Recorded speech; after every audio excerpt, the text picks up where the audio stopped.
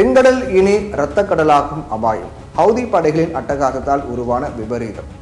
கடந்த சில காலமாகவே மத்திய கிழக்கு பகுதியில் பதற்றமான சூழல் காணப்படுது.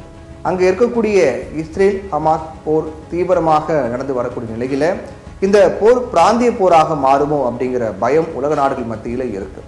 இது ஒரு பக்கம் இருக்க, ஹமாஸுக்கு ஆதரவு அப்படின்னு சொல்லி ஏமன் நாட்டில் இயங்கி வரக்கூடிய ஈரான் ஆதரவு ஹவுதி படை செங்கடல் பகுதியில் வரக்கூடிய கப்பல்களை குறிவைத்து தாக்குதல் நடத்தி வராங்க.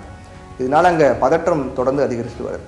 காசா மீதான இஸ்ரேலின் போரை நிறுத்தணும் அப்படின்னு ஹவுதி கிளர்ச்சியாளர்கள் தொடர்ச்சியாக வலியுறுத்தி வரக்கூடிய நிலையில செங்கடல்ல இஸ்ரேலிய கப்பல் எது வந்தாலும் அதை கடத்துவோம் அப்படின்னு ஹவுதி படையினர் வான் பண்ணிட்டு இருக்காங்க. அவங்க இந்தியாவிலிருந்து வந்த இஸ்ரேலிய கப்பலையும் பிடிச்சு வச்சிருந்தாங்க. ஹவுதி அப்படிங்கிறது ஏமன்ல தோன்றிய ஷியா இஸ்லாமிய பிரிவினுடைய இராணுவ மற்றும் அரசியல் பிரிவு. தில் ஏமனின் ஹவுதி பழங்குடியினர் அதிகம் இருப்பதால் இதை ஹவுதி படை அப்படின்னு சொல்றாங்க. லெபனானின் ஹிஸ்புல்லா தீவிரவாத இயக்கம், ஈரான் ஆகியவற்றின் ஆதரவோட இது செயல்படுது அப்படிங்கிற குற்றச்சாட்டும் இருக்கு. ஏமன்ல அமெரிக்கா மட்டுமல்லாது இஸ்லாமிய நாடான சவுதி அரேபியாவின் தலையீட்டையும் எதிர்த்து போராடுவதாக அவங்க சொல்லிக்கிறாங்க. இதற்கிடையே அமெரிக்க அரசு சில ரகசிய உளவு தகவல்களை பொதுவெளியில பகிர்ந்திருக்காங்க. அதுல செங்கடல்ல செல்லக்கூடிய வணிக கப்பல்களுக்கு எதிராக ஈரான் திட்டமிட்டு வருவதாக சொல்லப்படுது. அமெரிக்காவின் தேசிய பாதுகாப்பு கவுன்சிலின் செய்தி தொடர்பாளர் அட்ரியன் வாட்சன் இந்த தகவலை தெரிவிச்சிருக்காரு.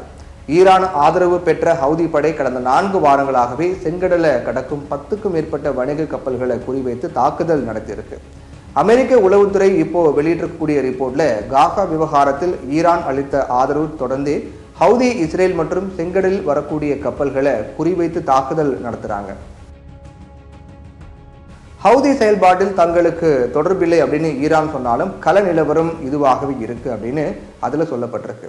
அமெரிக்காவின் தேசிய பாதுகாப்பு கவுன்சிலின் செய்தி தொடர்பாளர் அட்ரியன் வாட்சன் இதை பத்தி இன்னும் அதிகமா சொல்லும் போது, ஈரான் நினைத்தா ஹவுதிகளுக்கு வழங்கக்கூடிய ஆதரவு நிறுத்தலாம்.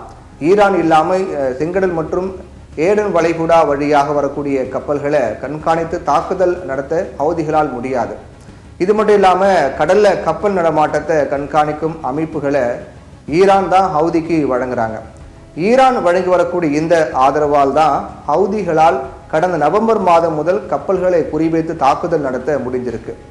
ஹவுதி தங்களுடைய தாக்குதலுக்கு பயன்படுத்தும் ட்ரோன்கள் மற்றும் ஏவுகணைகள் கூட ஈரான் வழங்கியவைதான் அப்படின்னு குற்றம் சாட்டியிருக்காரு. அமெரிக்க மூத்த இராணுவ அதிகாரி ஒருவர் செங்கடல்ல ஈரானியர்கள் தான் ஆக்டிவா இருக்கிறதா சொல்லியிருக்காரு. மேலும் அங்க இருக்கக்கூடிய ஹவுதிகள் கண்மூடித்தனமாக தாக்குதல் நடத்தி வர்றதாகவும் அவர் சொல்றாரு.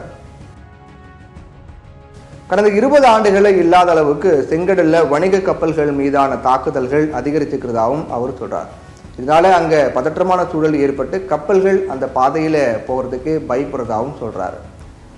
எண்ணெய் மற்றும் திரவமாக்கப்பட்ட இயற்கை எரிவாயு மற்றும் நுகர்வோர் பொருட்களை கொண்டு செல்வதற்கான உலகின் மிக முக்கியமான பாதைகளை செங்கடல் ஒன்று. சர்வதேச அளவில் பெரும்பகுதி வர்த்தகம் கப்பல்கள்ல தான் நடக்குது. அப்படிப்பட்ட கடல் வர்த்தகத்துல முக்கியமான பாதைகளை ஒன்றாக செங்கடல் இருக்கு. அதனால இந்த பாதையில நடக்கக்கூடிய தாக்குதல்கள் சர்வதேச அளவில் அதிர்வலைகளை ஏற்படுத்துது. குறைஞ்சது 44 நாடுகள் ஹவுதிகள் நடத்திய தாக்குதலால் பாதிக்கப்பட்டிருக்கு. இது சர்வதேச வர்த்தகத்தையும் பாதிக்கும் அப்படின்னு அஞ்சப்படுது. ஹமாஸ் மீதான தாக்குதல்களை இஸ்ரேல் நிறுத்தணும் அப்படின்றத வலியுறுத்தி ஹவுதி இந்த மாதிரி செங்கடலில் வரக்கூடிய கப்பல்களை குறிவைத்து தாக்குதல் நடத்தி வருது. தங்களுடைய இஸ்ரேல் கப்பலையே தாக்குவதாக ஹவுதிகள் சொன்னாலும் உண்மையில பல கப்பல்களை பல்வேறு நாடுகளுக்கு சொந்தமானவையாக இருப்பது குறிப்பிடத்தக்கதா இருக்கு. ஹவுதிகளின் இந்த தாக்குதலால் எண்ணெய் நிறுவனமான பிரிட்டிஷ் பெட்ரோலியம் தொடங்கி பல்வேறு நிறுவனங்களும் செங்கடல்ல தங்கள் செயல்பாடுகள் நிறுத்துவதாக அறிவிச்சிருக்காங்க.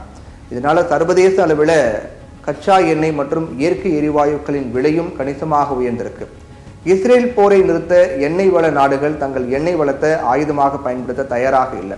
காரணம், ஏற்கனவே இது போல எண்ணெய் ஏற்றுமதிக்கு தடை விதித்து பெரிய பொருளாதார சரிவை இஸ்லாமிய எண்ணெய் வள நாடுகள் அனுபவிச்சாங்க.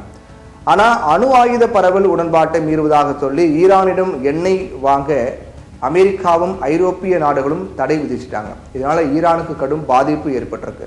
இந்த நிலையில தான் இஸ்ரேல் போரில் எண்ணெய் பிரச்சனையை முன்னிறுத்தவே ஹவுதிகள் கச்சா எண்ணெய் பொருட்களை கொண்டு செல்லப்படக்கூடிய செங்கடல் பாதையை குறிவைத்து தாக்குறாங்க அப்படின்னு சொல்லப்படுது.